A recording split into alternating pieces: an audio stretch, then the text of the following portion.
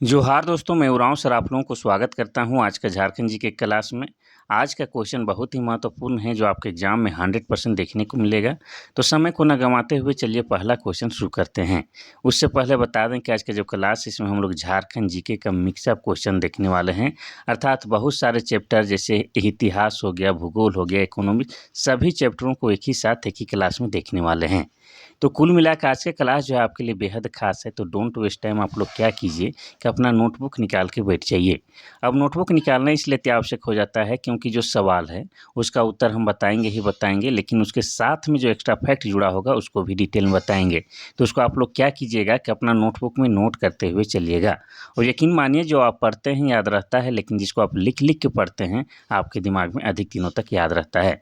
और आपको बता दें कि मेरे चैनल उरांव सर ट्यूटोरियल में प्रत्येक दिन शाम के 6 बजे झारखंड जीके का धाकड़ क्लास आता है, जिसको आप लोग देखना नहीं छोड़िएगा अगर आपको झारखंड जीके का स्थिति मजबूत बनाना है। तो चलिए आज का शानदार क्लास शुरू करते हैं। पहला क्वेश्चन ही आपका शानदार है। क्या कह रहा है कि हिंदी विद्यापीठ की स्थापना कहाँ की गई है या कहाँ स्थित है।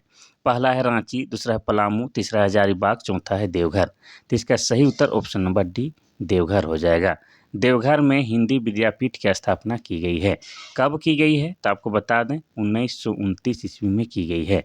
और हिंदी विद्यापीठ की स्थापना क्यों की गई है या इसका उद्देश्य क्या है तो आपको बता दें कि हिंदी लिपि का जो है प्रचार और प्रसार करने के लिए हिंदी विद्यापीठ की स्थापना देवघर में की गई है।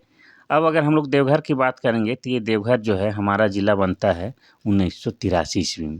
देवघर में ही आपका क्या है तो देवघर में ही आपका बाबा बैद्यनाथ धाम का मंदिर है। क्या है? बाबा बैद्यनाथ धाम का मंदिर है, जहाँ पर प्रत्येक साल सावन के महीने में पूरे 1 महीने के लिए श्रावणी मेला लगता है। इसके अलावा देवघर में क्या है तो देवघर में आपका युगल मंदिर है। क्या है? युगल मंदिर, ठीक है। युगल मंदिर, इसी को नौलखा मंदिर भी कहा जाता है क्योंकि इसके निर्माण के समय जो है 9 लाख रुपए की खर्च आई थी। इसके अलावा देवघर में और क्या है तो आपको बता ही देते हैं, मोस्ट इम्पोर्टेंट है। तो देवघर में जो है आपका त्रिकुट की पहाड़ी है। क्या है? त्रिकुट की पहाड़ी। और त्रिकुट की पहाड़ी से कौन सा नदी का उद्गम स्थल होता है तो आपको बता दें मयूराक्षी नदी का उद्गम स्थल त्रिकुट की पहाड़ी है। इतना याद रखिएगा। चलिए बाकी जिला का स्थापना देख लेते हैं। तो रांची हमारा राजधानी है और ये जिला बना है 1899 ईस्वी में। पलामू की बात करेंगे तो पलामू मक्का का उत्पादन सर्वाधिक होता है और यह जिला बना है 1892 ईस्वी में। और हजारीबाग हजार बागों का शहर है और ये जिला बना है 1833 में।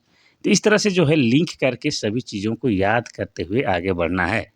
भाई और बहनों, अगर आप लोग जो है मेरा चैनल में क्लास करते हैं झारखंड जीके का, तो यकीन मानिए कि झारखंड में जो भी प्रतियोगिता परीक्षा होगा जिसमें झारखंड जीके से सवाल पूछा जाएगा, एक भी क्वेश्चन नहीं छूटने वाला है। क्वेश्चन नंबर 2 कहता है कि एकीकृत आदिवासी विकास परियोजना को क्या कहा जाता है। पहला आदिवासी उपयोजना, दूसरा है एकीकृत ग्रामीण विकास योजना, तीसरा है मेसो परियोजना, चौथा इनमें से कोई नहीं। तो इसमें भी कोई डाउट नहीं, ऑप्शन नंबर सी हो जाएगा, मेसो परियोजना कहा जाता है। एकीकृत आदिवासी विकास परियोजना को मेसो परियोजना के नाम से जाना जाता है। अब आदिवासियों की बात हो रही है तो आपको बता दें कि झारखंड में 2011 के जनगणना के अनुसार 32 जनजाति पाई जाती है और इस 32 जनजाति में से 8 को आदिम जनजाति का दर्जा भी दिया गया है। लेकिन 2022 के बाद जो है झारखंड में कितना हो गया है तो 33 जनजाति हो गया है। नया वाला जो जनजाति बना है उसका नाम क्या है? पुरान जनजाति। ये भी आपको याद रखना है, ठीक है। चलिए आगे बढ़ते हैं हम लोग क्वेश्चन नंबर 3 की ओर। क्वेश्चन नंबर 3 कहता है कि संथाली भाषा को संविधान के 8वीं अनुसूची में कब शामिल किया गया है। पहला है 2002, दूसरा है 2003, तीसरा है 2004, चौथा है 2005। तो इसका सही उत्तर ऑप्शन नंबर बी 2003 हो जाएगा। देखिए भारतीय संविधान के 8वीं अनुसूची में भाषाओं का जिक्र है, ये भी आपको याद रखना है, ठीक है। अब उसमें जो है संथाली भाषा को शामिल किया गया है 2003 में। और ये जो संथाली भाषा है इसको लिखने के लिए ओल चिकी लिपि का प्रयोग किया जाता है। कौन सा लिपि? ओल चिकी लिपि। और ओल चिकी लिपि का आविष्कार पंडित रघुनाथ मुर्मू ने किया है। किसने? तो पंडित रघुनाथ मुर्मू ने। और जेएसएससी के अनुसार 1941 में किया है, लेकिन कहीं कहीं पर जो है 1925 भी आपको ऑप्शन मिल जाएगा, लेकिन सही आपको क्या करना है? 1941 वाला को सही करना है। अब ये जो संथाली भाषा है, ये संथाली भाषा कौन लोग बोलते हैं, तो ये भी बताते हैं कि संथाली भाषा को बोलने वाले लोग क्यों हैं, कौन है, संथाल जनजाति। और संथाल जनजाति जो है झारखंड की सबसे बड़ी जनसंख्या की दृष्टि से जनजाति है और भारत की तीसरी बड़ी जनसंख्या वाली जनजाति है, ये भी आपको याद रखना है। चलिए आगे बढ़ते हैं हम लोग क्वेश्चन नंबर 4 की ओर। क्वेश्चन नंबर 4 कहता है कि झारखंड का सबसे छोटा लोकसभा निर्वाचन क्षेत्र कौन सा है। पहला है रामगढ़, दूसरा पाकुड़, तीसरा हजारीबाग, चौथा है चतरा। तो इसका सही उत्तर हो जाएगा आपका ऑप्शन नंबर डी, चतरा हो जाएगा। झारखंड का सबसे छोटा लोकसभा निर्वाचन क्षेत्र चतरा है। और चतरा की बात करेंगे तो चतरा जिला बना है कब, 1991 ईस्वी में। चतरा को क्या कहा जाता है, तो चतरा को कहा जाता है छोटा नागपुर का प्रवेश द्वार कहा जाता है। इसके अलावा चतरा में आपका क्या है, इटखोरी है। और इटखोरी में क्या है, तो इटखोरी में माँ भद्रकाली का मंदिर है। इसके अलावा चतरा में क्या है, तो और बताते हैं, चतरा के इटखोरी से किनका संबंध है, शीतलनाथ का। अब आप सोचेंगे कि सर ये शीतलनाथ कौन है, तो शीतलनाथ जो है जैन धर्म के तीर्थंकर हैं। और कौन से क्रम के, तो 10वें क्रम के तीर्थंकर हैं। और ये एकमात्र तीर्थंकर हैं जिनका संबंध झारखंड से जोड़ा जाता है, ये भी याद रखना है। तो चतरा, ठीक है, चतरा सबसे छोटा लोकसभा निर्वाचन क्षेत्र है। अब अगर आपसे पूछ लिया जाता है कि सबसे बड़ा निर्वाचन क्षेत्र कौन सा है, तो आपका हो जाता पश्चिमी सिंहभूम। पश्चिमी सिंहभूम सबसे बड़ा लोकसभा में निर्वाचन क्षेत्र है, ये भी आपको याद रखना है। और झारखंड से जो है 14 लोकसभा सीट है और राज्यसभा सीट कितना है, 6 है, ये भी याद रखना है। चलिए आगे बढ़ते हैं हम लोग क्वेश्चन नंबर 5 की ओर। क्वेश्चन नंबर 5 कहता है कि झारखंड की आय का मुख्य स्रोत क्या है। पहला है खनिज एवं वन संपदा, दूसरा है कृषि, तीसरा है उद्योग, चौथा है पर्यटन। तो देखिए झारखंड के लोगों का जो है आय का मुख्य स्रोत क्या है, तो आपको बता दें कृषि इसका सही उत्तर हो जाएगा। हालांकि हमारा झारखंड जो है रत्नगर्भा है, यहाँ पर खनिज संपदाएं भर भर के पाई जाती है, लेकिन झारखंड के लोगों का आय का मुख्य स्रोत खनिज संपदा नहीं है भाइयों, बल्कि क्या है, कृषि है। ठीक है, और यहाँ भी कृषि कैसे किया जाता है, तो कृषि यहाँ भी जो होता है वो जीवनदायिनी कृषि होता है। जीवनदायिनी मतलब पेट पोषुआ कृषि होता है। सिर्फ और सिर्फ जो है पेट भरने के लिए यहाँ पर कृषि किया जाता है, व्यावसायिक रूप से बेचने के लिए जो है कृषि नहीं किया जाता है, ये भी आपको याद रखना है। क्योंकि कृषि भी जो है आपका क्या है, मानसून पर आधारित होता है। किस पर, तो मानसून पर आधारित होता है, क्योंकि यहाँ पर जो है सिंचाई का कोई बेहतर सुविधा नहीं है। क्लियर है। चलिए क्वेश्चन नंबर 6 कहता है कि झारखंड की जलवायु कैसी है। पहला है उष्णकटिबंधीय मानसून, दूसरा है शीतोष्ण, तीसरा है शीत, चौथा इनमें से कोई नहीं। तो इसका सही उत्तर ऑप्शन नंबर ए, झारखंड की जलवायु उष्णकटिबंधीय मानसून है। और झारखंड की जलवायु जो है ऐसा है कि यहाँ कुल है अच्छा वाला है, सुखद एहसास दिलाने वाला है। ना यहाँ अधिक गर्म लगती है, ना यहाँ ठंड। इसलिए झारखंड में जो भी व्यक्ति आता है यहीं बस जाने का उसका मन करता है। इसलिए झारखंड में सबसे अधिक जो है आपका बिहारी देखिएगा, बंगाली देखिएगा, यहाँ पर उत्तर प्रदेश सभी के लोग आके बस जाते हैं। ठीक है, चलिए क्वेश्चन नंबर 7 कहता है कि झारखंड की सबसे लंबी नदी कौन सी है। पहला है दामोदर, दूसरा है स्वर्णरेखा, तीसरा है उत्तरी कोयल, चौथा है सोन। तो इसका सही उत्तर हो जाएगा ऑप्शन नंबर ए, झारखंड की सबसे लंबी नदी दामोदर है। और दामोदर का उद्गम स्थल कहाँ है, टोरी। और टोरी कहाँ पर है, तो टोरी आपका लातेहार में है। और लातेहार झारखंड का जिला कब बनता है, तो 4 अप्रैल 2001 को लातेहार झारखंड का एक जिला बनता है। इतना याद रखना है। अब दामोदर को जो है क्या कहा जाता है, दामोदर को देव नदी के नाम से भी जाना जाता है। और झारखंड में जो है दामोदर नदी सबसे प्रदूषित नदी है, ये भी याद रखना है। साथ ही यह झारखंड की सबसे लंबी नदी है। अब सबसे लंबी नदी कह रहे हैं तो झारखंड में इसकी लंबाई 290 किलोमीटर है, ये भी याद रखना है। इसके अलावा दामोदर को क्या कहा जाता है, तो दामोदर को कहा जाता है बंगाल का शोक। शोक मतलब होता है दुख। तो दुख किस बात की है, तो बता दें कि दामोदर नदी में इतना अधिक बाढ़ आता है कि जान माल का काफ़ी क्षति हो जाता है, जिसके कारण दामोदर को बंगाल का शोक कहा जाता है। क्लियर है। बाकी नदी को भी बता दें का, क्योंकि आपको जो है झारखंड की नदियाँ तो पढ़ना ही पढ़ना है, तो बता ही देते हैं। ठीक है, स्वर्णरेखा नदी की बात करेंगे तो इसका उद्गम स्थल कहाँ है, आपका नगड़ी गाँव। और नगड़ी कहाँ है, तो नगड़ी रांची में है। और जहाँ से निकलता है स्वर्णरेखा नदी उसको क्या कहा जाता है, उसको रानी चुआ कहा जाता है। चुआ मतलब क्या होता है, चुआ मतलब कुआं का छोटा रूप। इतना याद रखना है। और स्वर्णरेखा नदी जो है झारखंड की एकमात्र नदी है जो स्वतंत्र रूप से बंगाल की खाड़ी में गिरती है। इसके अलावा स्वर्णरेखा नदी की जो सहायक नदी है वो कौन कौन सा है, तो एक हो जाएगा आपका संजय नदी, दूसरा हो जाएगा आपका खरकई नदी, तीसरा हो जाएगा आपका कांची नदी, चौथा हो जाएगा आपका राढ़ू नदी, इसके अलावा हो जाएगा हरमू नदी। ये सभी की सभी जो है स्वर्णरेखा नदी की सहायक नदी है। अब स्वर्णरेखा नदी पर ही आपका क्या क्या है, तो इसी पर आपका हुंडरू जलप्रपात बना हुआ है। क्या है, हुंडरू जलप्रपात। इसी पर आपका क्या है, पालना डैम बना हुआ है जो कि सरायकेला में है। और इसी में आपका क्या बना हुआ है, चांडिल डैम जो कि सरायकेला जिला में है। और हुंडरू जलप्रपात ये आपका रांची जिला में है। इतना याद रखना है। अगर हम लोग बात करेंगे उत्तरी कोयल नदी की, तो इसका उद्गम स्थल कहाँ है, तो इसका उद्गम स्थल पिस्का गांव है। और पिस्का गांव कहाँ है, तो ये भी आपका रांची जिला में है। क्लियर है। और उत्तरी कोयल की जो सहायक नदी है कौन कौन है, औरंगा है। कौन है, औरंगा है। एक हो जाएगा आपका अमानत है और एक हो जाएगा आपका बूढ़ा नदी। और इसी बूढ़ा नदी पर जो है बूढ़ा घाट यानी कि लोध जलप्रपात बना हुआ है जो कि झारखंड का सबसे ऊंचा जलप्रपात है और लातेहार जिला में है। चलिए सोन नदी के बारे में भी बताते हैं। तो सोन नदी की बात करेंगे तो सोन नदी जो है एमपी से निकलता है। एमपी बोले तो मध्य प्रदेश से, और मध्य प्रदेश में भी आपको बता दें अमरकंटक की पहाड़ी से निकलता है। और यह जो है झारखंड में, झारखंड के गढ़वा जिला से होकर प्रवेश करती है। और उत्तरी कोयल जो है सोन नदी की सहायक नदी है। देखिए इसी को अगर हम पढ़ाएंगे तो आधा घंटा लग जाएगा, नदी में ज़्यादा डिटेल में पढ़ाएंगे तो टाइम लग जाएगा। इसीलिए आगे बढ़ते हैं हम लोग क्वेश्चन नंबर 8 की ओर।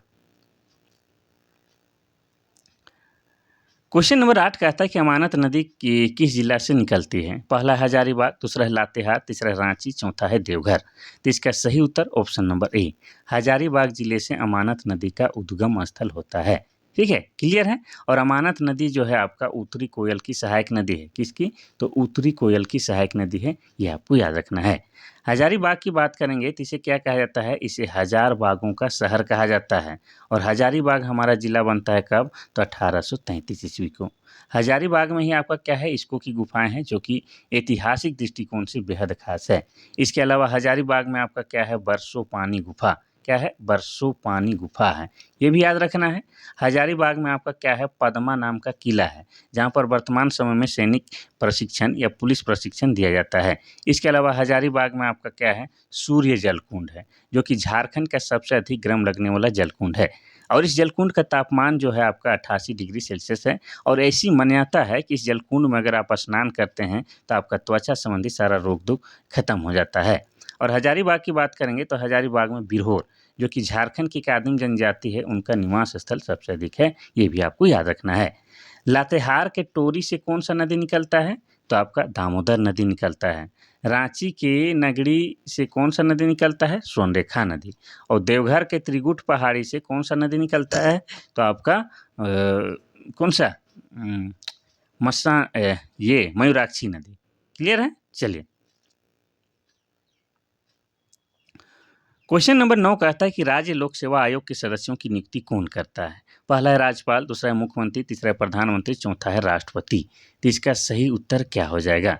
देखिए राज्य लोक सेवा आयोग यानी कि जेपीसी की बात हो रहा है, जेपीएससी की, जो कि वर्तमान में झारखंड में बहुत ज़्यादा जो है विवादों के घेरे में है। ठीक है, जेपीसी अब इतना विवाद के घेरा में है कि जेपीसी का जो वर्तमान अध्यक्ष था एल खंग्याते, वो भी क्या है, तो वो भी जो है इस्तीफा दे दिए हैं। तो वर्तमान में जो है जेपीसी का कोई भी अध्यक्ष नहीं है, ये भी आपको याद रखना है। अच्छा इसका पहले उत्तर बता देते हैं, तो ऑप्शन नंबर ए हो जाएगा। यानी कि जेपीसी या जो है झारखंड में लोक सेवा आयोग, उसके सदस्यों की नियुक्ति राज्यपाल करता है। क्लियर है। और झारखंड लोक सेवा आयोग की स्थापना कब हुई थी, तो आपको बता दें 16 जनवरी 2001 को जेपीसी यानी कि झारखंड लोक सेवा आयोग की स्थापना हुई थी। और इसके जो प्रथम अध्यक्ष थे उनका नाम क्या है, तो उनका नाम है फटिक चंद्र हेब्रोम। क्या नाम है, फटिक चंद्र हेब्रोम उनका पहला जो अध्यक्ष थे उनका नाम है। ठीक है। और वर्तमान में एल खंग्याते थे, लेकिन विवादों के घेरे के कारण जो है वो इस्तीफा दे दिए हैं। तो वर्तमान में नया जो है अध्यक्ष नहीं बनाया गया है, ये आपको जानना है। ठीक है, तो ऑप्शन नंबर ए जो है इसका बिल्कुल सही हो जाएगा। जेपीसी अभी जोरदार इसका विरोध हो रहा है। देखिए कौन इसका नया अध्यक्ष बन के आता है, ये आपको देखना है। लेकिन आपको बता दें कि जो आप लोग जो है जेएसएससी से संबंधित जितना भी प्रतियोगिता परीक्षा का आप लोग तैयारी कर रहे हैं, लगे रहिएगा। झारखंड में जो है अगर आप बीच में छोड़ देते हैं पढ़ाई तो बड़ा मुश्किल हो जाएगा। आपको लगे रहना है, थोड़ा बहुत इधर-उधर जो विवाद चल रहा है उसको ध्यान नहीं देना है, आपको पढ़ाई जारी रखना है। क्वेश्चन नंबर 10 कहता है कि झारखंड में मुख्यमंत्री सहित मंत्रिपरिषद की अधिकतम सदस्य संख्या कितनी हो सकती है? पहला है 10, दूसरा है 12, तीसरा है 14 और चौथा है 16। तो देखिए झारखंड में मुख्यमंत्री को मिला के उसके साथ जो है अधिकतम सदस्यों की संख्या कितनी हो सकती है? तो ऑप्शन नंबर बी 12 हो सकती है। और ये जो है नियम बनाया गया है 91वें संविधान संशोधन के माध्यम से, ठीक है? 91वें संविधान संशोधन के माध्यम में कहा गया है कि विधानसभा में जितने सदस्य होंगे उसके 15% व्यक्ति ही क्या है, आपका मंत्री बन सकता है। तो आप जानते हैं कि झारखंड विधानसभा में सीटों की संख्या कितनी है? तो वर्तमान में जो है झारखंड में विधानसभा सीटों की संख्या 81 है। अब 81 सीटों का जो है 15% आप लोग निकालिएगा तो लगभग 12 ही हो जाएगा। तो इस तरह से ये जो है 12 वाला आपका सही हो जाएगा, जो कि 91वें संविधान संशोधन के आधार पर है। क्वेश्चन नंबर 11 कहता है कि उच्च न्यायालय के न्यायाधीशों के वेतन भत्ते किससे दिए जाते हैं? पहला है राज्य के संचित निधि, दूसरा है भारत के संचित निधि, तीसरा है भारत का आकस्मिक निधि और चौथा है राज्य का आकस्मिक निधि। तो इसका सही उत्तर हो जाएगा आपका ऑप्शन नंबर ए, राज्य के संचित निधि द्वारा उच्च न्यायालय के न्यायाधीशों को वेतन दिया जाता है। और ये जो है आपका अनुच्छेद किस में जिक्र है? तो अनुच्छेद 202 में ये कहा गया है, ठीक है? ये भी आपको याद रखना है। चलिए आगे बढ़ते हैं हम लोग क्वेश्चन नंबर 12 की ओर। क्वेश्चन नंबर 12 कहता है कि उच्च न्यायालय प्रत्यक्ष रूप से किसके अधीन है? पहला है राष्ट्रपति, दूसरा है राज्यपाल, तीसरा है सर्वोच्च न्यायालय, तीसरा है भारत के मुख्य न्यायाधीश। तो इसका सही उत्तर क्या हो जाएगा भाई? तो इसका सही उत्तर हो जाएगा ऑप्शन नंबर सी। प्रत्यक्ष रूप से अगर बात किया जाए तो ये सर्वोच्च न्यायालय यानी कि सुप्रीम कोर्ट के अधीन है। तो अब हम लोग जानेंगे कि झारखंड उच्च न्यायालय के बारे में जानेंगे और थोड़ा सा सर्वोच्च न्यायालय के बारे में भी जानेंगे। तो देखिए उच्च न्यायालय के जो है ये जो उच्च न्यायालय मतलब हाई कोर्ट जो है आपका झारखंड का हाई कोर्ट या उच्च न्यायालय कब बना है? तो झारखंड का स्थापना दिन 15 नवंबर 2000 ईस्वी को अस्तित्व में आया और जिस समय झारखंड उच्च न्यायालय का स्थापना हुआ था यह 21वें क्रम का था। लेकिन वर्तमान में पूरे भारत में जो है 25 उच्च न्यायालय हैं और 25वां उच्च न्यायालय का नाम क्या है? अमरावती है। ये आपको याद रखना है। और झारखंड का जो उच्च न्यायालय है ये कहाँ है? तो आपका रांची जिला में है। रांची चूँकि जो राजधानी भी है। अब रांची में कहाँ? तो कुछ दिन पहले तक इसका पता डोरंडा हुआ करता था, लेकिन वर्तमान में यह धुरवा क्षेत्र में शिफ्ट हो गया है। इतना याद रखना है। मेन बात है कि उच्च न्यायालय झारखंड उच्च न्यायालय के जो मुख्य न्यायाधीश है उनका नाम क्या है? तो महेश शरद चंद्र सोनीक हैं, जो कि 9 जनवरी 2026 से पद पर बने हुए हैं। इतना आपको याद रखना है, ठीक है? तो ऑप्शन नंबर सी जो है इसका बिल्कुल सही हो जाएगा। और भारत के जो है वर्तमान में मुख्य न्यायाधीश कौन है? सर्वोच्च न्यायालय के मुख्य न्यायाधीश कौन है? तो सूर्यकांत हैं, जो कि 53वें क्रम के हैं। ये भी आपको याद रखना है। क्वेश्चन नंबर 13 कहता है कि संथाल परगना प्रमंडल का मुख्यालय कहाँ है? पहला है दुमका, दूसरा है जामताड़ा, तीसरा है साहेबगंज, चौथा है देवघर। तो इसका सही उत्तर ऑप्शन नंबर ए दुमका हो जाएगा। देखिए जब हमारा झारखंड बना 2000 ईस्वी को उस समय झारखंड में प्रमंडलों की संख्या 4 थी, लेकिन बाद में जो है कोल्हान प्रमंडल का निर्माण होता है। तो इस प्रकार से जो है प्रमंडलों की संख्या 5 हो जाती है। और ये जो कोल्हान प्रमंडल है आपको बता दें दक्षिणी छोटा नागपुर प्रमंडल से अलग करके बनाया गया है। तो वर्तमान में झारखंड में प्रमंडलों की संख्या 5 है और उसका मुख्यालय क्या-क्या है ये भी आपको बताते हैं। तो एक हो जाएगा संथाल परगना जिसका मुख्यालय दुमका है। दूसरा हो जाएगा आपका कोल्हान प्रमंडल, क्या हो जाएगा? कोल्हान प्रमंडल जिसका मुख्यालय आपका चाईबासा हो जाएगा। तीसरा हो जाएगा आपका पलामू प्रमंडल और पलामू प्रमंडल का मुख्यालय मेदिनीनगर हो जाएगा। चौथा हो जाएगा आपका दक्षिणी छोटा नागपुर और दक्षिणी छोटा नागपुर का मुख्यालय आपका रांची हो जाएगा। और पाँचवां हो जाएगा उत्तरी छोटा नागपुर और उत्तरी छोटा नागपुर का मुख्यालय आपका हजारीबाग हो जाएगा। तो इतना कम से कम याद रखिए। चलिए आगे बढ़ते हैं हम लोग क्वेश्चन नंबर 14 की ओर। क्वेश्चन नंबर 14 रिपीट हो रहा है लेकिन कोई बात नहीं, इसको भी हम लोग देख लेते हैं। तो कोल्हान प्रमंडल का मुख्यालय कहाँ है? पहला है जमशेदपुर, दूसरा है चक्रधरपुर, तीसरा है चाईबासा, चौथा है घाटशिला। तो इसका सही उत्तर हो जाएगा आपका ऑप्शन नंबर सी। कोल्हान प्रमंडल का मुख्यालय चाईबासा है और चाईबासा जो है आपका पश्चिमी सिंहभूम जिला के अंतर्गत आता है। ठीक है, पश्चिमी सिंहभूम जिला के अंतर्गत आता है और पश्चिमी सिंहभूम जिला बना है 16 जनवरी 1990 ईस्वी को। इतना याद रखना है। और ये जो कोल्हान प्रमंडल है ये सबसे बाद में बनने वाला प्रमंडल है और ये जो है दक्षिणी छोटा नागपुर प्रमंडल से अलग करके बनाया गया है। ये भी आपको याद रखना है। ठीक है, चलिए आगे बढ़ते हैं हम लोग क्वेश्चन नंबर 15 की ओर। क्वेश्चन नंबर 15 कहता है कि मूल्य की दृष्टि से भारत के कुल खनिज उत्पादन का कितना प्रतिशत झारखंड द्वारा उत्पादित होता है? 26%, दूसरा है 30%, तीसरा है 36% और चौथा है 20%। तो मूल्य की दृष्टि से अगर हम लोग बात करेंगे तो पूरे भारत में जितना खनिज उत्पादन होता है उसका 26% अकेले जो है झारखंड उत्पादित करता है। तो ये आपका ऑप्शन नंबर ए जो है बिल्कुल सही हो जाएगा। Question number 16। क्वेश्चन नंबर 16 कहता है कि कोयला भंडार में झारखंड का कौन सा स्थान है? पहला, दूसरा, तीसरा, चौथा। तो इसका सही उत्तर क्या हो जाएगा? तो ऑप्शन नंबर ई पहला हो जाएगा। पूरे भारत में जितना भी कोयला उत्पादन होता है उसमें अकेले झारखंड जो है नंबर 1 है, यानी कि झारखंड में सबसे अधिक कोयला का उत्पादन होता है। और झारखंड में भी आपको बता दें कि धनबाद जिला है और धनबाद जिला को भारत का कोयला की राजधानी कहा जाता है और झारखंड में झारखंड का कोयला नगरी कहा जाता है धनबाद को। और धनबाद हमारा ज़िला बनता है 1956 को और धनबाद में ही आपका क्या है, झरिया नामक स्थान है जो कि कोयला के लिए पूरा वर्ल्ड में आपका फेमस है। क्लियर है? चलिए, और यही जो धनबाद है जहाँ पर मैथन डैम भी है और यही धनबाद है जहाँ पर वासेपुर नाम का शहर है और वासेपुर शहर पर आधारित बॉलीवुड वालों ने एक पिक्चर बनाई है, gang of Wasseypur. Question number 17 कहता है कि राष्ट्रीय विकास परिषद में राज्य का प्रतिनिधित्व कौन करता है? पहला है राज्यपाल, दूसरा है मुख्यमंत्री, तीसरा है राष्ट्रपति, चौथा है प्रधानमंत्री। तो इसका सही उत्तर क्या हो जाएगा? ठीक है, तो इसका सही उत्तर हो जाएगा राष्ट्रीय विकास परिषद में ऑप्शन नंबर बी मुख्यमंत्री हो जाएगा। ठीक है, कौन हो जाएगा? मुख्यमंत्री हो जाएगा।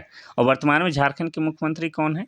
तो आपके हेमंत सोरेन हैं। और हेमंत सोरेन जो है किस राजनीतिक पार्टी से हैं? तो भाई साहब बच्चा जानता है, जेएमएम से हैं, यानी कि झारखंड मुक्ति मोर्चा से हैं।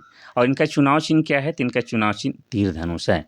लेकिन आपको ये भी पूछ सकता है कि झारखंड के प्रथम मुख्यमंत्री कौन है? तो झारखंड के प्रथम मुख्यमंत्री का नाम क्या है?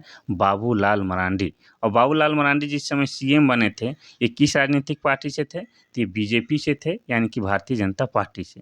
आपको ये भी पूछ सकता है कि झारखंड के प्रथम गैर आदिवासी मुख्यमंत्री कौन है? तो रघुवर दास। रघुवर दास झारखंड के एकमात्र व्यक्ति हैं जो झारखंड के गैर आदिवासी मुख्यमंत्री बने थे। और झारखंड के प्रथम निर्दलीय मुख्यमंत्री कौन बना था? तो मधु कोड़ा। कौन? मधु कोड़ा जो है झारखंड के प्रथम ऐसे व्यक्ति हैं जिन्हें निर्दलीय मुख्यमंत्री बनने होने का श्रेय प्राप्त है। तो ऑप्शन नंबर बी जो है आपका बिल्कुल सही हो जाएगा।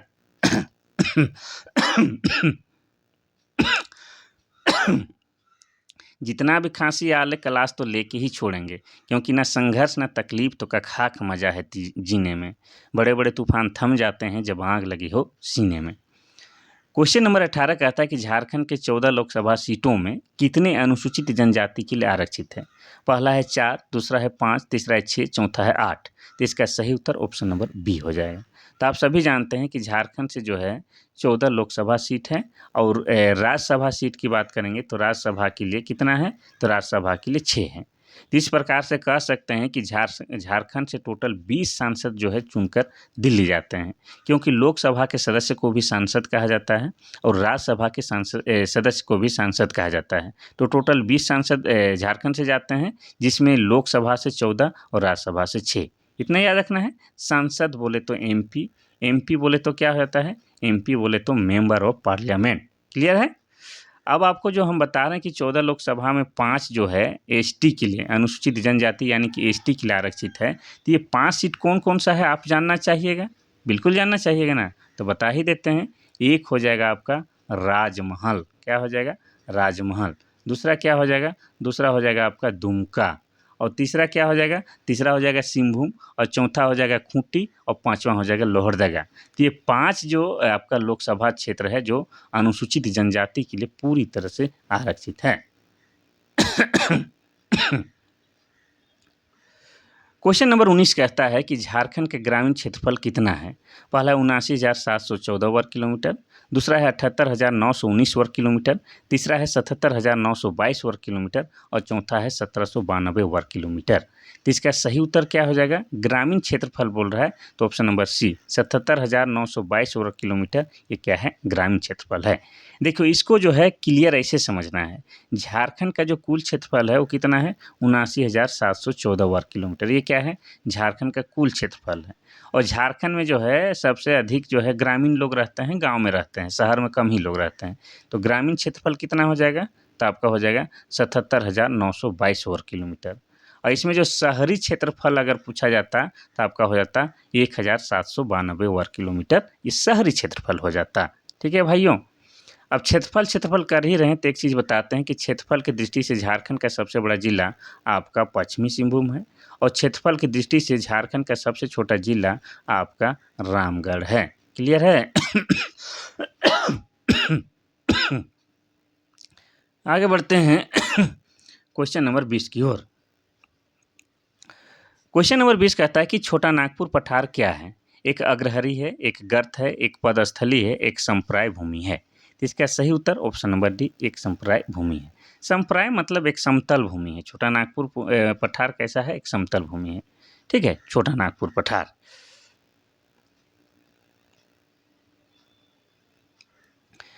क्वेश्चन नंबर 21 कहता है कि तोपचांची वन्य जीव अभ्यारण्य कहाँ स्थित है? पहला है धनबाद, दूसरा पलामू, तीसरा रामगढ़, चौथा है हजारीबाग। तो इसका सही उत्तर क्या हो जाएगा? ठीक है, तो इसका सही उत्तर कोई डाउट नहीं है, ऑप्शन नंबर ए धनबाद में है। और धनबाद में ही आपका क्या है? तोपचांची झील भी है। क्या है? तोपचांची झील भी है और तोपचांची वन्यजीव अभ्यारण्य भी है। ठीक है, और धनबाद हमारा जिला बन जाता है 1956 में। ये भी क्लियर करके चलना है। चलिए आगे बढ़ते हैं क्वेश्चन नंबर 22 की ओर। क्वेश्चन नंबर 22 कहता है कि जादूगोड़ा किसके लिए प्रसिद्ध है? पहला है यूरेनियम, दूसरा है कोयला, तीसरा है बॉक्साइट, चौथा है अभ्रक। तो इसका सही उत्तर हो जाएगा option number A. Jaduguda, Jharkhand में जो जादूगोड़ा नामक स्थान है ये यूरेनियम के लिए फेमस है। और यूरेनियम क्या है? तो यह एक आणविक पदार्थ है। क्या है? एक आणविक पदार्थ है, इतना आपको याद रखना है। और ये जादूगोड़ा नामक क्षेत्र की बात करेंगे तो ये जो है आपका पूर्वी सिंहभूम जिला के अंतर्गत आता है। और पूर्वी सिंहभूम जिला जो है आपका जिला बना है 16 जनवरी 1990 को। क्लियर है? तो ऑप्शन नंबर ए जो है आपका बिल्कुल सही हो जाएगा। अगर कोयला की बात करेंगे तो कोयला के लिए जो है झारखंड में जो झरिया नामक स्थान है ये कोयला के लिए फेमस है, जो कि आपका धनबाद जिला में है। ये याद रखना है।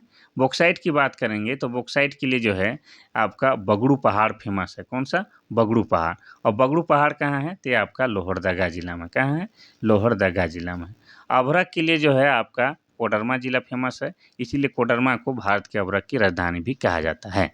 लेकिन यहाँ पर जादूगोड़ा बोला है तो ऑप्शन नंबर ए यूरेनियम आपका सही हो जाएगा।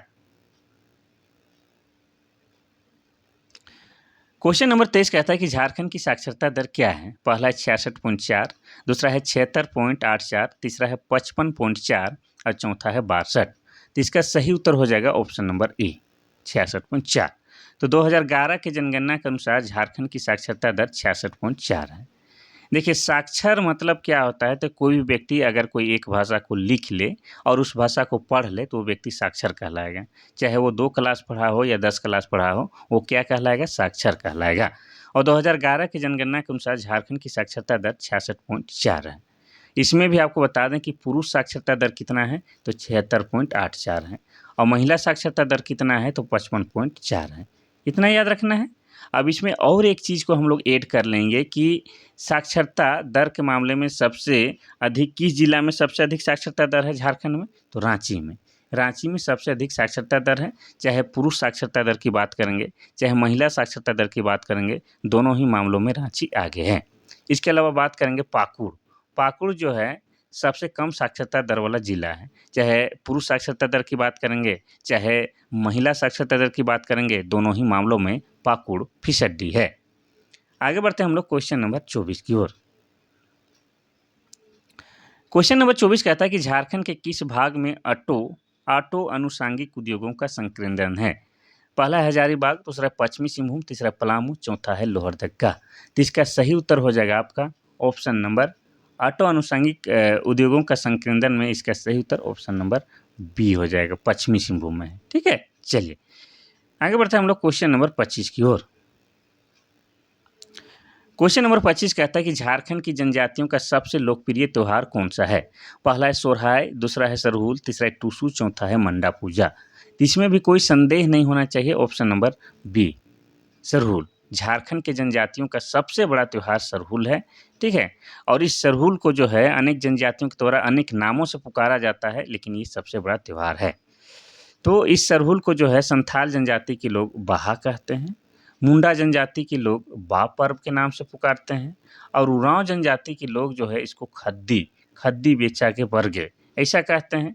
लेकिन आपको बता दें कि ये सरहुल जो है सबसे बड़ा त्यौहार है, और इसमें जो है साल वृक्ष की पूजा की जाती है। किसकी? साल वृक्ष की पूजा की जाती है। और साल वृक्ष जो है झारखंड का राजकीय वृक्ष भी है, और इसलिए जो है इसका वैज्ञानिक नाम भी जानना जरूरी है। तो साल का वैज्ञानिक नाम सोरिया रोबस्टा है। क्या है? सोरिया रोबस्टा है, ये भी आपको याद रखना है। और साल वृक्ष को जो है पर्णपाती वनों का राजा भी कहा जाता है। और सरहुल के बारे में और एक चीज़ बता दें कि ये कब मनाया जाता है, तो ये चैत्र महीना के शुक्ल पक्ष के तृतीय में मनाया जाता है, ये आपको याद रखना है। तो ऑप्शन नंबर बी जो है आपका बिल्कुल सही हो जाएगा। अब हम लोग बात करेंगे सोहराय की। तो सोहराय जो है झारखंड में एक चित्रकारी भी है। क्या है? एक प्रकार की चित्रकारी है जिसे जीआई टैग भी मिल चुका है, यानी कि भौगोलिक संकेतक भी प्रदान किया जा चुका है। इसके अलावा झारखंड में जो है सोहराय क्या है, तो एक पर्व भी है या एक त्यौहार भी है जो कि पशु से संबंधित त्यौहार है, और कार्तिक माह के जो है अमावस के दूसरे दिन मनाया जाता है। अगर टूसू पर्व की बात करेंगे तो ये मकर संक्रांति के दिन मनाया जाता है, इसीलिए इस पर्व को मकर पर्व भी कहा जाता है, जो कि टूसू नामक एक कन्या की याद में मनाया जाता है। और टूसू नामक कन्या जो है कुर्मी समुदाय से थी, इसलिए यह त्यौहार जो है कुर्मी समुदाय में काफ़ी प्रचलित है। मंडा पर्व की बात करेंगे तो ये मंडा पर्व जो है बैसाख के महीने मनाया जाता है। कब? बैसाख के महीने मनाया जाता है। और मंडा पर्व में जो है भगवान शिव की पूजा की जाती है, देवों के देव महादेव को। इसीलिए जो है मंडा पर्व को कहा जाता है कि यह पर्व जो है भगवान शिव का सबसे कठोर उपासना है, क्योंकि इसमें जो है इस पर्व में जो है बहुत सारे कठोर उपासना या बहुत कठोर नियमावली को पालन करना होता है। जैसे नंगे पाँव अंगारों में चलना होता है, और अंगारों में जो नंगे पाँव चलते हैं उसको क्या कहा जाता है? उसको फुलखुंदी कहा जाता है। इसके अलावा बता दें कि मंडा पूजा में जो है पीठ में कील के बल लटका कर ऊपर घुमाया जाता है, जिसको क्या कहा जाता है? जिसको धुआंसी कहा जाता है। इसके अलावा मंडा पर्व में जो लड़का उपासक होता है यानी कि पुरुष उपासक, उसको भगता कहा जाता है, भगता। और जो महिला उपासक होती है उसे सुक्ताइन कहा जाता है। तो ये सब साथ में ही आपको याद रखना है। तो 25 का तो सही उत्तर आपका हो जाएगा ऑप्शन नंबर बी सरहुल। आगे बढ़ें, चलिए क्वेश्चन नंबर 26 कहता है कि झारखंड के किस जिले में सबसे बड़ा अभ्रक का खान है? पहला कोडरमा, दूसरा लातेहार, तीसरा जमशेदपुर, चौथा है रांची। तो इसका सही उत्तर ऑप्शन नंबर ए कोडरमा हो जाएगा। कोडरमा में जो है बहुतायत मात्रा में अभ्रक पाया जाता है, इसलिए कोडरमा को भारत की अभ्रक की राजधानी कहा जाता है। और ये जो कोडरमा है ये जिला बना है 1994 में, और कोडरमा में उच्च कोटि की, कैसी? तो उच्च कोटि की जो है अभ्रक पाया जाता है, और इस उच्च कोटि के अभ्रक को क्या कहा जाता है? तो रूबी के नाम से पुकारा जाता है। वैसे बता दें कि झारखंड में जो है कोडरमा के अलावा गिरिडीह हो गया, हजारीबाग जिला हो गया, इन जिलों में भी अभ्रक पाया जाता है, लेकिन बहुतायत मात्रा में अगर बात किया जाए तो आपका कोडरमा जिला हो जाएगा।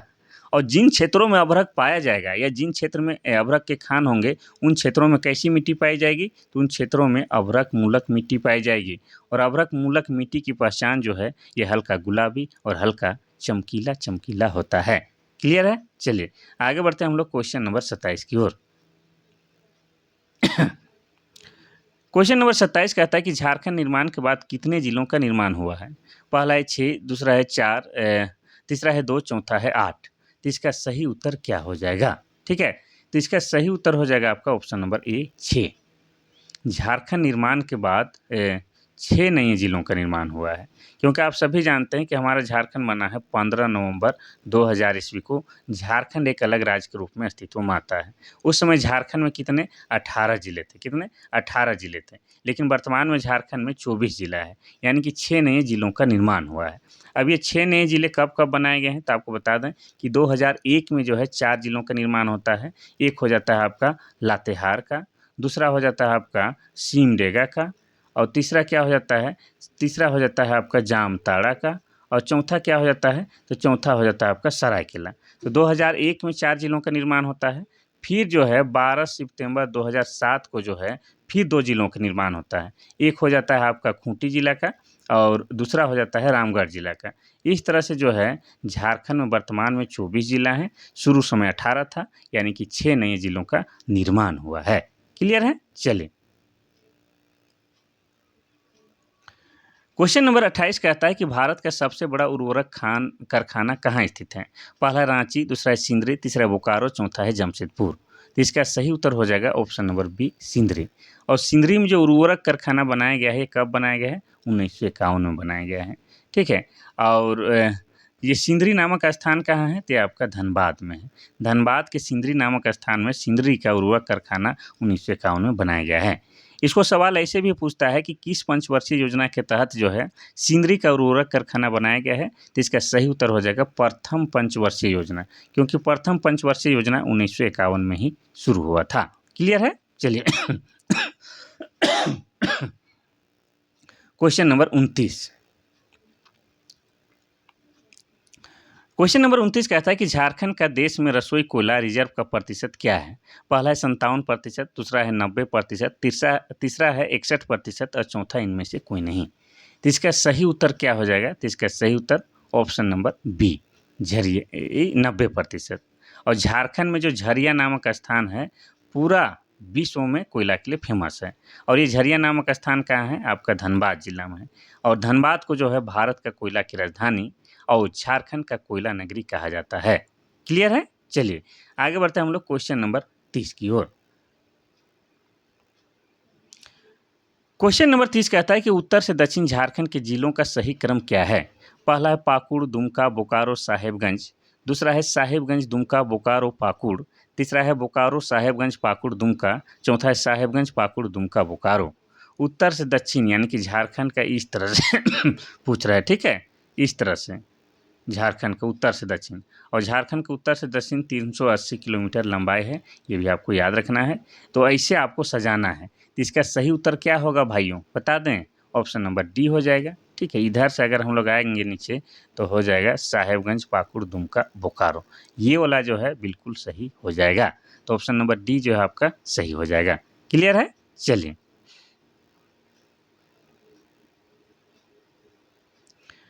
क्वेश्चन नंबर 31 कहता है कि छोटा नागपुर काश्तकारी अधिनियम पारित कब हुआ था? पहला है 1905, दूसरा है 1906, तीसरा है 1907, चौथा है 1908। तो आप सभी जानते हैं कि छोटा नागपुर काश्तकारी अधिनियम अर्थात CNT एक्ट ये 1908 में पारित हुआ था। अगर तारीख की बात किया जाए तो 11 नवंबर 1908 में CNT एक्ट पारित हुआ है। और CNT एक्ट जो है ये भूमि से संबंधित कानून है। क्या है? भूमि से संबंधित कानून है। और वर्तमान में झारखंड में जो 24 जिला है उनमें से 18 जिला में आपका क्या है, CNT एक्ट लागू है। ठीक है। और आपको ये भी बता दें कि इसमें टोटल कितने 19 अध्याय हैं, कितने 19 अध्याय हैं और 271 धाराएं हैं। ये भी आपको याद रखना है। और ये जो CNT एक्ट है इसका ब्लू प्रिंट किसने तैयार किया है, ये भी पूछा जाता है। तो CNT एक्ट का ब्लू प्रिंट JH हॉफमैन के द्वारा तैयार किया गया है। कब तैयार किया गया है? तो 1902 ईस्वी में तैयार किया गया है।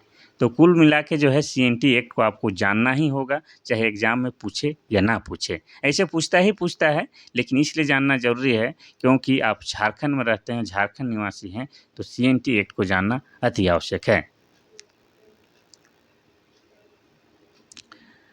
क्वेश्चन नंबर 32 कहता है कि महाभारत में झारखंड को किस नाम से पुकारा गया है? पहला है कुकरा, दूसरा है मुरुन, तीसरा है पुंडरीक देश, चौथा है मत्स्य देश। इसका सही उत्तर हो जाएगा ऑप्शन नंबर सी, पुंडरीक देश। पुंडरीक देश के अलावा पशु भूमि भी कहा गया है। महाभारत में झारखंड को दो नामों से पुकारा गया है, पुंडरीक देश और पशु भूमि।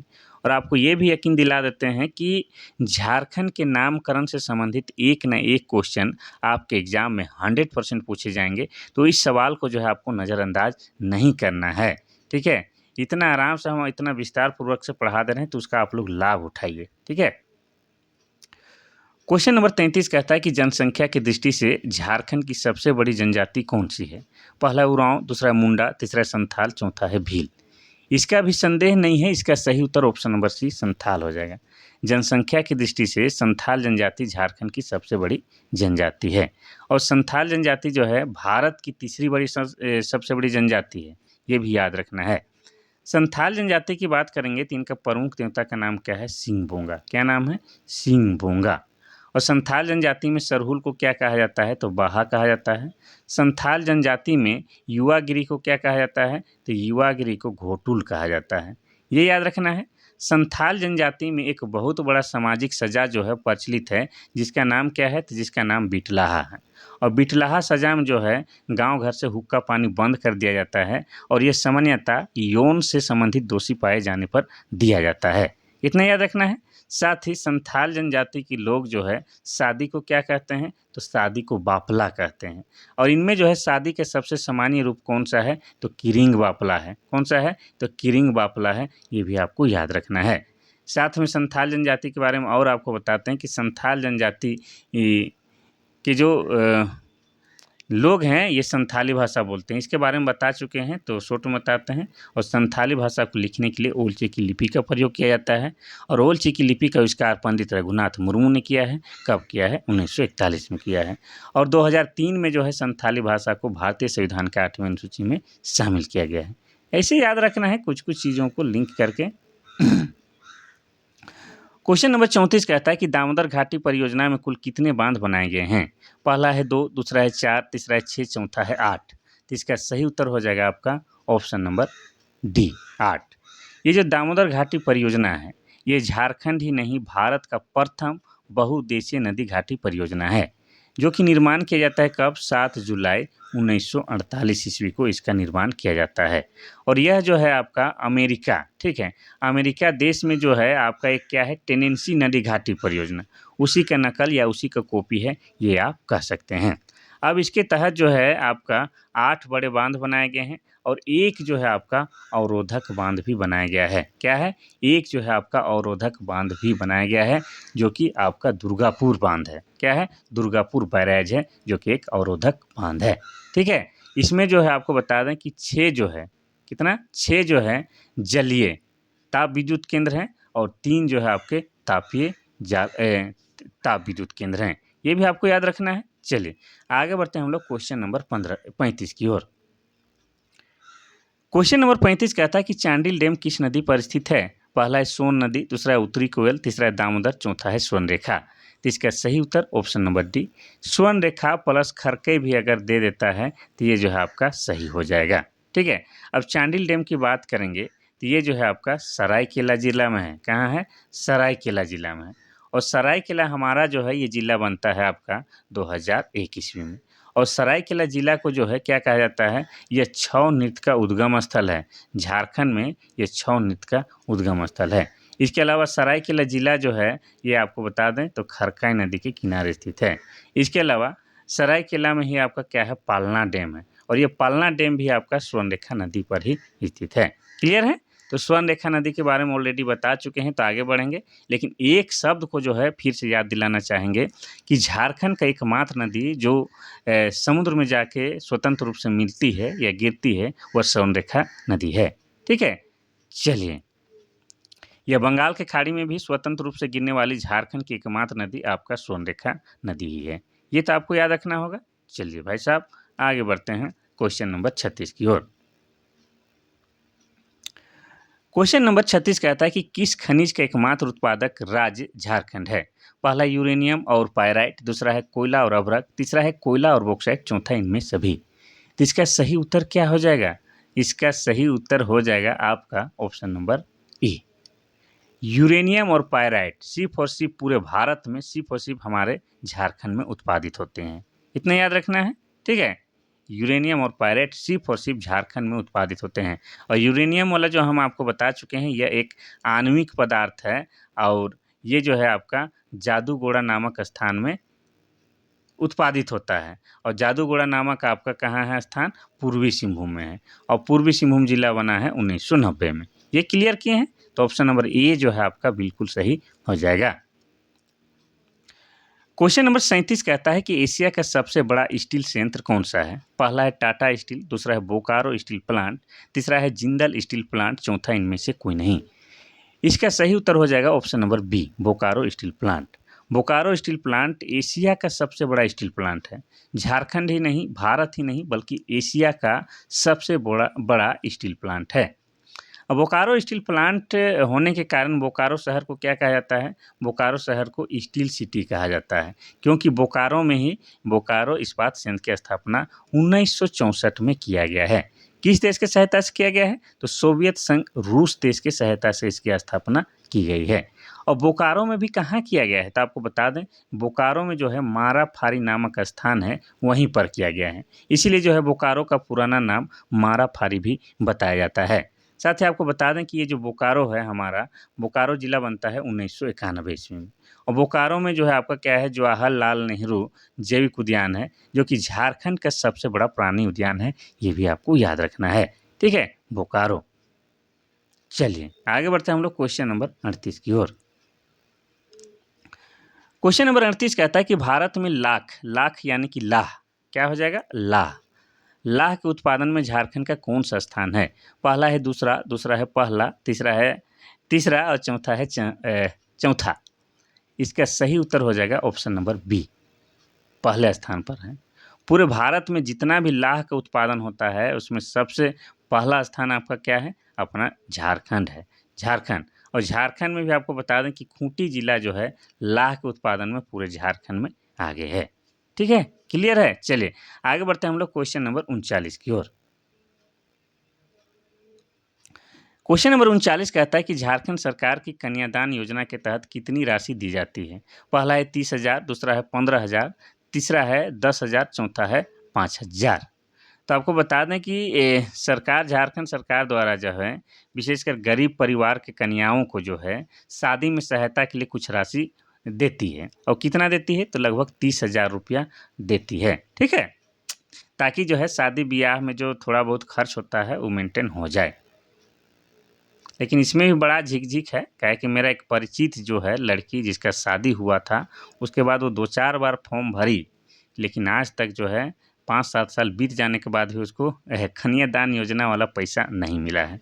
तो सिर्फ ये सब चीज़ जो है आपके कागज़ में दिखाई देते हैं, लेकिन हकीकत में कहिएगा तो ज़मीनी स्तर पर ये पूरी तरह से सफल नहीं होता है, ठीक है?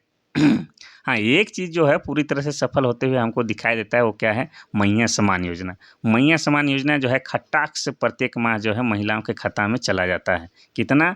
वो भी 2,500 रुपया। तो ये केवल जो है एकदम सही तरह से योजना का पालन हो रहा है। पालन क्यों नहीं होगा भाई? लगभग 50 लाख महिलाओं को इस योजना का लाभ मिलता है और 50 लाख महिला का जो है वोट इस सरकार को मिला है, तो मिलेगा ही मैया सम्मान योजना, ठीक है? इतनी बड़ा संख्या जो है किसी भी राजनीतिक पार्टी के लिए जो है बहुत मायने रखता है। क्वेश्चन नंबर 40 कहता है कि झारखंड में 2007 में कितने जिलों के निर्माण हुए हैं? पहला 1, दूसरा है 2, तीसरा है 3, चौथा है 4। ये भी इजी क्वेश्चन है, ऑप्शन नंबर बी हो जाएगा। तो 12 सितंबर, देखिए 12 सितंबर 2007 को 2 जिलों का निर्माण होता है। एक हो जाता है आपका खूंटी जिला, ठीक है? खूंटी जिला, और दूसरा हो जाता है आपका रामगढ़ जिला। तो इन दोनों जिला के बारे में आपको बता ही देते हैं। तो खूंटी जिला की बात करेंगे तो खूंटी जिला जो है ये रांची जिला से अलग करके बनाया जाता है। किससे? तो रांची जिला से अलग करके बनाया जाता है। और खूंटी जिला जो है आपका सबसे अधिक प्रतिशत में अब आदिवासी आबादी वाला जिला है। और खूंटी के बारे में आपको ये भी बता दें कि खूंटी झारखंड के ऐसे जिला में शामिल है जो किसी भी राज्य के साथ सीमा साझा नहीं करता है। रामगढ़ की बात करेंगे तो रामगढ़ जिला जो है झारखंड का 24वां जिला के रूप में अस्तित्व में आया है और क्षेत्रफल की दृष्टि से जो है झारखंड का सबसे छोटा जिला आपका रामगढ़ है। तो खूंटी और रामगढ़ जो है 2007 में जिला का निर्माण हुआ है। क्वेश्चन नंबर 41 कहता है कि झारखंड के उत्तर में कौन सा राज्य स्थित है? पहला है बिहार, दूसरा है छत्तीसगढ़, तीसरा है उड़ीसा, चौथा है पश्चिम बंगाल। इसमें भी कोई संदेह नहीं होना चाहिए, ऑप्शन नंबर ए बिहार हो जाएगा। देखिए बिहार से ही हम लोग जो है 46% भू-भाग काट करके अलग झारखंड राज्य का निर्माण किए हैं और बिहार राज्य से ही जो है झारखंड का सबसे अधिक सीमा साझा होता है या सीमा लगता है और झारखंड के लगभग 10 जिला, लगभग नहीं कन्फर्म, झारखंड के 10 जिला जो है बिहार राज्य के साथ सीमा साझा करते हैं। ये भी याद रखना है और ये बिहार जो है हमारा उत्तर दिशा में है। इसको ऐसे जानेंगे मैप के आधार से। तो झारखंड का आकार जो है कुछ इस प्रकार से है, ठीक है, सांकेतिक है। तो झारखंड का आकार कैसा है पूछा जाए तो आप कह सकते हैं कि चतुर्भुजाकार है और झारखंड जो है 5 राज्यों के साथ सीमा साझा करता है। पूरब में पश्चिम बंगाल के साथ, उत्तर में पश्चिम में उत्तर प्रदेश और छत्तीसगढ़ के साथ, उत्तर में बिहार के साथ और दक्षिण में उड़ीसा के साथ। तो ये बिहार जो है आपका उत्तर में है। क्लियर है? चलिए आगे बढ़ते हैं हम लोग क्वेश्चन नंबर 42 की ओर। क्वेश्चन नंबर 42 कहता है कि दीपिका कुमारी ने अपना प्रशिक्षण कहाँ पूरा किया है? पहला है झारखंड धनुर्विद्या अकादमी, दूसरा है टाटा फुटबॉल एकेडमी, तीसरा है अमेरिकन धनुर्विद्या अकादमी, चौथा है टाटा धनुर्विद्या अकादमी। तो इसका सही उत्तर हो जाएगा ऑप्शन नंबर डी, टाटा धनुर्विद्या अकादमी। और ये जो टाटा धनुर्विद्या अकादमी जो है ये कहाँ पर है? तो ये आपका जमशेदपुर में है। कहाँ है? जमशेदपुर में है। और जमशेदपुर की बात किया जाए तो ये आपका पूर्वी सिंहभूम जिला में है और ये आपका झारखंड में है। तो यहीं से जो है दीपिका कुमारी जो है अपना आर्चरी या धनुर्धरी वाला जो है गुण सीखी है।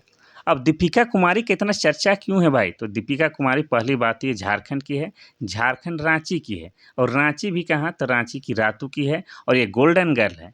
इन्होंने जो है तीरंदाज में जो है झारखंड का नाम रोशन किया है और इनके जो है बेहतरीन खेल प्रदर्शन के कारण इन्हें काफ़ी कम उम्र में 2016 में भारत सरकार द्वारा पद्मश्री पुरस्कार से सम्मानित किया जा चुका है। और पद्मश्री पुरस्कार की बात करेंगे तो ये भारत सरकार का चौथा बड़ा पुरस्कार होता है और इन्हें जो है 2012 में, ठीक है, 2012 में इन्हें अर्जुन पुरस्कार से भी सम्मानित किया जा चुका है। ये भी आपको याद रखना है। वर्तमान में ये जो है एक शादीशुदा महिला हैं और इनका शादी हुआ है किनके साथ? तो अतनु दास के साथ। और अतनु दास कहाँ के रहने वाले हैं? तो ये पश्चिम बंगाल के रहने वाले हैं और ये भी अंतर्राष्ट्रीय आपके धनुर्धर हैं। इतना याद रखना है, दोनों के सेम पेशा है और दोनों ही अंतर्राष्ट्रीय लेवल का खिलाड़ी हैं और इन्होंने जो है ओलंपिक भी खेला है, यानी कि दीपिका कुमारी एक ओलंपियन भी है। ठीक है, तो ऑप्शन नंबर आपका डी जो है बिल्कुल सही हो जाएगा। क्वेश्चन नंबर 43 कहता है कि बेतला राष्ट्रीय उद्यान किस जिले में स्थित है? पहला लातेहार, दूसरा है धनबाद, तीसरा है गुमला, चौथा है रामगढ़। तो इसका सही उत्तर तो आप सभी जानते हैं कंठस्थ, लेकिन मेरा काम क्या है कि याद करने बस से काम नहीं चलेगा, बल्कि आपको याद इस तरह से हो जाए कि नसों में समा जाए, उस तरह से याद करना है। तो इसका उत्तर ऑप्शन नंबर ए लातेहार हो जाएगा। और झारखंड का एकमात्र राष्ट्रीय उद्यान क्या है? आपका लातेहार है और इसे राष्ट्रीय उद्यान का दर्जा 1986 में दिया गया है। इसीलिए जो है बेतला राष्ट्रीय उद्यान की स्थापना अगर पूछा जाए तो 1986 आप कह सकते हैं। क्लियर है? अब ये बेतला राष्ट्रीय उद्यान में जो है 1932 में झारखंड ही नहीं, भारत ही नहीं, पूरे विश्व में बाघों की गणना सबसे पहले की गई थी। इसके अलावा आपको बता दें कि बेतला राष्ट्रीय उद्यान में भारत सरकार द्वारा 1973-74 से बाघ परियोजना अर्थात प्रोजेक्ट टाइगर चलाया जा रहा है। ये भी आपको याद रखना है। तो ये कहाँ है? आपके लातेहार जिला में है। क्वेश्चन नंबर 44 कहता है कि जमशेदपुर शहर किस नदी के किनारे स्थित है? पहला है गंगा नदी, दूसरा है स्वर्ण रेखा, तीसरा है दामोदर, चौथा है अजय। तो इसका सही उत्तर ऑप्शन नंबर बी, स्वर्ण रेखा प्लस खरकई नदी के संगम में जो है आपका जमशेदपुर शहर बसा हुआ है। अब जमशेदपुर शहर का जो है पुराना नाम क्या है? साकची है। क्या है? साकची है। लेकिन यहाँ पर जो है 1907 ईस्वी में टिस्को कंपनी की स्थापना की जाती है और किसके द्वारा की जाती है? तो जमशेद जी नसरवान जी टाटा के द्वारा की जाती है और उन्हीं के नाम पर आज जो है इस शहर को टाटा शहर या जमशेदपुर शहर के नाम से जाना जाता है। और ये जो जमशेदपुर शहर है ये क्या है? झारखंड का औद्योगिक राजधानी है। क्या है? झारखंड का औद्योगिक राजधानी है, साथ ही झारखंड की खेल राजधानी भी है, ये आपको याद रखना है। तो ये जो है आपका स्वर्ण रेखा प्लस खरकई नदी के संगम में स्थित है। क्लियर है? यहाँ पर बाकी नदी के बारे में बता चुके हैं, गंगा नदी बता दें तो झारखंड में एकमात्र जिला है आपका कौन-सा? साहेबगंज जिला, और साहेबगंज जिला में गंगा नदी बहती है और साहेबगंज जिला बना है 1983 में। अजय नदी की बात करेंगे तो इसका उद्गम स्थल कहाँ है? मुंगेर है, और मुंगेर कहाँ पर है? मुंगेर आपका बिहार में है। क्लियर है? चलिए आगे बढ़ते हैं हम लोग क्वेश्चन नंबर 45 की ओर। क्वेश्चन नंबर 45 कहता है कि झारखंड से बहने वाली दामोदर नदी को क्या कहा जाता है? पहला है बिहार का सूख, दूसरा है झारखंड का सूख, तीसरा है बंगाल का सूख, चौथा इनमें से कोई नहीं। तो इसका सही उत्तर ऑप्शन नंबर सी हो जाएगा, बंगाल का सूख कहा जाता है। क्यों कहा जाता है? क्योंकि इसमें जो है इतना ज़्यादा बाढ़ आता है कि काफ़ी जान माल की क्षति हो जाती है, जिसके कारण दामोदर नदी को बंगाल का सूख कहा जाता है। और ये दामोदर नदी झारखंड की सबसे लंबी नदी, सबसे प्रदूषित नदी भी है, और झारखंड में इसकी लंबाई कितना है? तो 290 किलोमीटर, और पूरा इसका जो है कुल लंबाई पूछा जाए तो 592 किलोमीटर इसकी कुल लंबाई है। क्लियर है? चलिए आगे बढ़ते हैं हम लोग क्वेश्चन नंबर 46 की ओर। क्वेश्चन नंबर 46 कहता है कि टिस्को कंपनी की स्थापना कब हुई है? पहला 1905, दूसरा 1907, तीसरा 1964, चौथा 1958। तो इसका सही उत्तर हो जाएगा आपका ऑप्शन नंबर बी, 1907 ईस्वी में टिस्को कंपनी की स्थापना हुई। टिस्को बोले तो Tata iron and steel company, ठीक है। इसकी स्थापना जमशेद जी नसरवान जी टाटा के द्वारा किया गया था, और उन्हीं के नाम पर जो है आज उस शहर को क्या कहा जाता है? जमशेदपुर या टाटा नगर कहा जाता है। और ये जो है टिस्को कंपनी आपका स्वर्णरेखा और खरकई नदी के संगम में स्थापित किया गया है। ये भी हम ऑलरेडी बता चुके हैं, ठीक है। और 1964 में क्या हुआ है? तो 1964 में बोकारो में बोकारो इस्पात संयंत्र की स्थापना की गई है, ठीक है। और 1958 में एचईसी कारखाना की स्थापना की गई है। एचईसी मतलब हेवी इंजीनियरिंग कारपोरेशन, जिसे कारखानों का कारखाना कहा जाता है, और ये कहाँ पर है? तो ये आपका रांची के हटिया में स्थित है। ये भी याद रखना है। तो 46 का जो है बिल्कुल सही वाला उत्तर हो जाएगा आपका ऑप्शन नंबर सी, 1907। आगे बढ़ते हैं हम लोग क्वेश्चन नंबर 47 की ओर। क्वेश्चन नंबर 47 कहता है कि महेंद्र सिंह धोनी का उपनाम क्या है? पहला है माही, दूसरा है कैप्टन कूल, तीसरा है चीकू, चौथा है ए और बी दोनों। तो इसका सही उत्तर ऑप्शन नंबर डी, ए और बी दोनों हो जाएगा। महेंद्र सिंह धोनी को लोग प्यार से माही भी बोलते हैं, कैप्टन कूल भी बोलते हैं, जबकि ये चीकू तो किसको कहा जाता है? चीकू विराट कोहली को कहा जाता है। किसको? विराट कोहली, कोहली किंग को जो है चीकू के नाम से बोला जाता है। अब महेंद्र सिंह धोनी के बारे में दिया है, और महेंद्र सिंह धोनी हमारे झारखंड के राजकुमार हैं, तो उनके बारे में और थोड़ा-सा विस्तार से ना बताएँ, ऐसा हो सकता है क्या? नहीं हो सकता है। तो महेंद्र सिंह धोनी जो है भारत के सफलतम क्रिकेट कैप्टन में से एक रहे हैं, ठीक है। और इनका जन्म हुआ है कब? 7/7/1981 को इनका जन्म हुआ है। कहाँ पर? रांची में हुआ है, ठीक है। इनके पिताजी का नाम क्या है? तो महेंद्र सिंह धोनी के पिताजी का नाम क्या है? पान सिंह। क्या नाम है? पान सिंह नाम है। और इनके माताजी का नाम क्या है? तो इनके माताजी का नाम है देवकी। इतना याद रखना है। और महेंद्र सिंह धोनी का विवाह हो चुका है, तो उनका पत्नी का नाम क्या है? तो उनका पत्नी का नाम है साक्षी रावत। और उनकी एक बेटी है, तो उनका बेटी का नाम क्या है? जीवा रावत या जीवा धोनी। इतना आपको याद रखना है। अब महेंद्र सिंह धोनी के पिता जो हैं मुख्य रूप से कहाँ के रहने वाले हैं? तो उत्तराखंड के रहने वाले हैं, लेकिन ये झारखंड में आए थे काम करने और यहीं बस गए हैं, और यहीं महेंद्र सिंह धोनी का जन्म होता है। महेंद्र सिंह धोनी को जो है बहुत सारा पुरस्कार प्रदान किया गया है, लेकिन आपको बताएं कि नहीं बताएं? बता ही देते हैं, ठीक है। थोड़ा टाइम लगेगा, लेकिन समझना अति आवश्यक है। महेंद्र सिंह धोनी को जो है पद्मश्री पुरस्कार कब दिया गया है? तो पद्मश्री पुरस्कार से सम्मानित किया गया है आपको 2009 में। और पद्म भूषण पुरस्कार भी मिल चुका है, पद्म भूषण पुरस्कार। और पद्म भूषण पुरस्कार जो है कब मिला है? तो 2018 में मिला है। इसके अलावा आपको बता दें कि मानद कैप्टन की उपाधि जो है इसे 2008 में मिला है, और इन्हें महेंद्र सिंह धोनी को राजीव गांधी खेल रत्न पुरस्कार से भी सम्मानित किया जा चुका है। ये भी आपको याद रखना है। चलिए आगे बढ़ते हैं हम लोग क्वेश्चन नंबर 48 की ओर। क्वेश्चन नंबर 48 कहता है कि झारखंड के किस महिला को आयरन लेडी ऑफ झारखंड के रूप में जाना जाता है? पहला है प्रेमलता अग्रवाल, दूसरा है दयामणि बारला, तीसरा है दीपिका कुमारी, चौथा है जोबा मांझी। तो इसका सही उत्तर हो जाएगा आपका option number B. Dayamani Barla को जो है झारखंड की आयरन लेडी ऑफ झारखंड कहा जाता है। और आदिवासी पत्रकार हैं ये, क्या है? ये जो है एक आदिवासी पत्रकार हैं। क्या है? आदिवासी पत्रकार है। इसके अलावा ये एक सामाजिक कार्यकर्ता हैं। क्या हैं? ये एक सामाजिक कार्यकर्ता भी हैं और इन्हें जो है काउंटर मीडिया पुरस्कार से भी सम्मानित किया जा चुका है। क्या है? तो इन्हें काउंटर मीडिया पुरस्कार से सम्मानित भी किया जा चुका है। ये भी आपको याद रखना है। अब यहाँ पर थोड़ा-सा और आपको बता देते हैं कि प्रेमलता अग्रवाल क्या है? पर्वतारोही हैं। क्या हैं? पर्वतारोही हैं और ये अपना झारखंड के जमशेदपुर की रहने वाली हैं और इन्हें जो है 2013 में भारत सरकार द्वारा पद्मश्री पुरस्कार से सम्मानित किया जा चुका है। चलिए आगे बढ़ते हैं हम लोग क्वेश्चन नंबर 49 की ओर।